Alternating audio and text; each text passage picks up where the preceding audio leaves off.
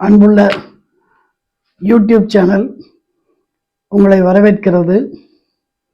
வரவேற்பது முருகவேல் திருமலைசாமி செங்குட்டுவன். அன்பு நண்பர்களே, இன்று என்ன வரப்போகிறது என்று மிக ஆவலாக நீங்க இருப்பீங்கன்னு எனக்கு தெரியும். எப்படி அப்படின்னா, இன்னைக்கு காலையிலேயே எனக்கு 2 கால்ஸ் வந்து, சார் இன்னைக்கு என்ன கண்டென்ட் அப்படின்னு கேட்டு வந்துச்சு.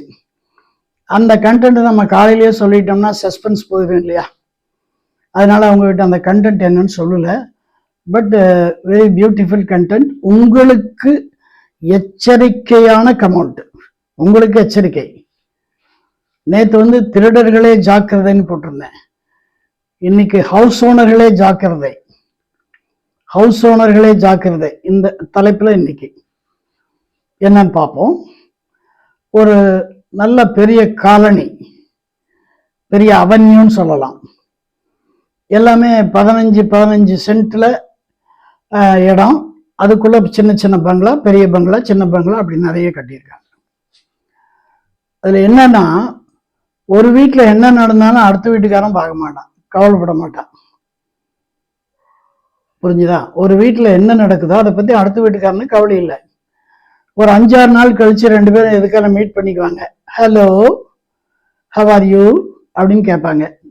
கேட்டு போட்டு நீங்க எங்க இருக்கீங்க சார் அப்படின்னு கேட்பாங்க. 2 நாளைக்கு முன்னாடி பார்த்துருப்பாங்க. மறுபடியும் கேட்பான், எங்க இருக்கீங்க சார்? அவர் சொல்லுவாரு, நான் செகண்ட், நான் ஹவுஸ் நம்பர் 2 அப்படிம்பாரு. Oh my god, I am house number 3மா. மறுபடியும் 1 வாரம் கழிச்சு 2 மீட் பண்ணி அப்படி பேசும். Hello sir, how are you, how do you do, எந்த ஃபிளாட் அப்படின்னு கேட்பான். நான் 2வதும்பான், அவன் 3வதும்பா. இப்படிதான் நடக்கும். ஒரு நாள் வந்து ஒரு ஆள் ஒரு வீட்டில், ஃபார் எக்ஸாம்பிள் நம்பர் 7 வச்சுக்கு, அவர் செல்போனில் பேசுகிறாரு, டவர் கிடைக்கல. அதனால வெளியில வந்து சத்தமா பேசுறாரு.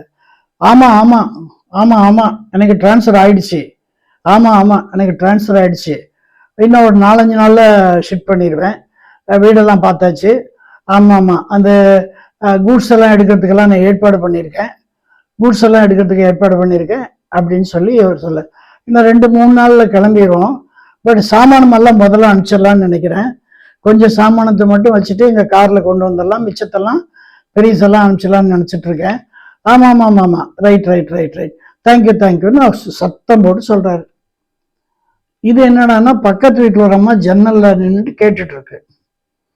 கேட்டுட்டு அவங்க வீட்டுக்காரர் அப்போ வர்றாரு, சொல்லுது, பக்கத்து வீட்டுக்காரருக்கு டிரான்ஸ்ஃபர் ஆயிடுச்சாமா, வீடை காலி பண்றாராமா, என்ன பண்ண போறான்னு தெரியலையா, வீடை வாடகை கொடுக்குறாரா என்னன்னு தெரியலையா நம்ம கேட்குது.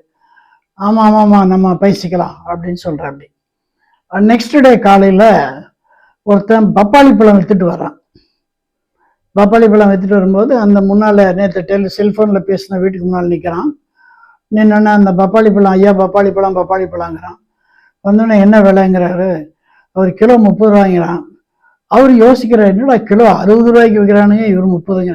ஏன் தம்பி 60 விற்கிறாங்களேன்னு அந்த ஆள் சொன்னோன்னா, ஆமாங்கய்யா அவங்க வாங்கி விற்கிறவங்க, நான் வந்து என்னோட தோட்டத்திலிருந்து கொண்டு வரேன், இந்த விற்றா போதுங்க அப்படிங்கிற. அவர் 2 வாங்கிக்கிறாரு. அப்படி அவ்வளோதான், முடிஞ்சுது.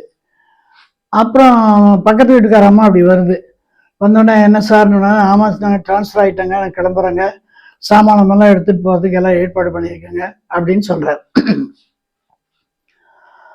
அன்னைக்கு மத்தியானம் சாப்பிட வந்த ஒரு வீட்டில் ஸ்கூட்டரை வச்சுட்டு போயிருக்காரு.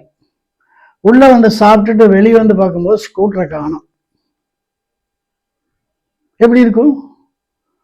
அப்புறம் அவர் உடனே வீட்டுக்குள்ள போய் சொல்லணும், இல்லை அலமோதுறாங்க. அப்போ வாசப்படியில் ஒரு சின்ன லெட்டர் கிடக்குது.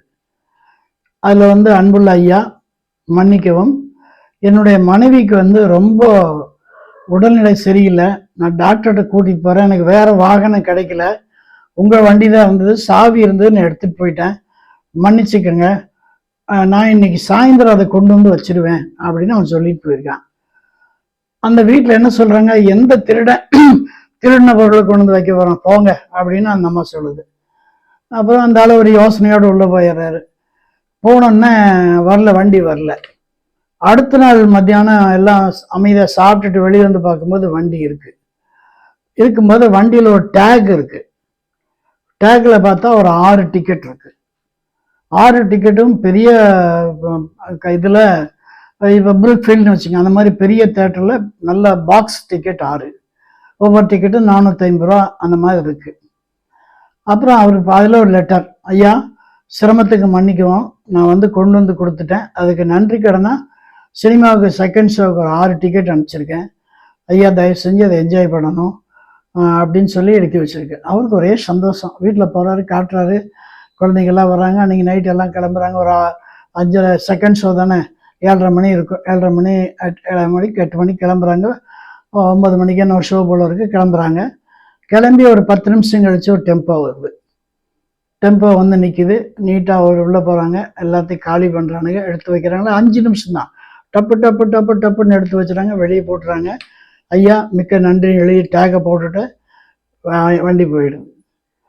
இவங்க செகண்ட் ஷோ முடிச்சுட்டு வந்து திரும்பி பார்த்தா டேக் இருக்கு, தேங்க்யூன்னு இருக்கு.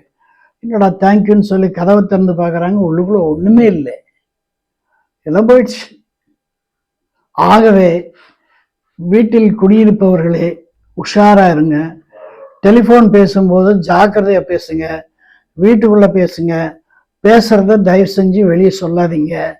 அப்புறம் பக்கத்து வீட்டில் எதுக்கால வீட்டில் எங்கேயுமே சொல்லாதீங்க. ஊருக்கு போகிறதுனா கூட இப்போ தான் வந்துடுவேன் அப்படிங்கிற மாதிரி சொல்லுங்கள். இதை விட முக்கியமான குறிப்பு என்னென்னா, ஸ்டேஷனில் போய் குறிப்பு எழுதி வச்சுட்டு வரேன்னு சொல்லிட்டு போகாதீங்க தயவு செஞ்சு. ஸ்டேஷனில் குறிப்பு எழுதுங்க, நான் வேண்டான்னு சொல்லலை. அவங்க வந்து பார்க்குறாங்களோ பார்க்கலையோ, ஆனால் திருடனுங்க பார்த்துருவானுங்க. அதனால் வீட்டில் குடியிருப்பவர்களே ஜாக்கிரதை, வீட்டுக்காரர்களே ஜாக்கிரதை. அதனால் கண்டிப்பாக நீங்கள் இதை லைக் பண்ணுவீங்க, உங்கள் ஃப்ரெண்ட்ஸுக்கிட்டையும் சொல்லுவீங்க. கண்டிப்பாக இதை சப்ஸ்கிரைப் பண்ணுங்கள், ஃப்ரெண்ட்ஸுக்கு சொல்லுங்கள், ஷேர் பண்ணுங்கள். என்னுடைய அன்பான வாழ்த்துக்கள். வாழ்க வளமுடன், வாழ்க வளமுடன், வாழ்க வையகம்.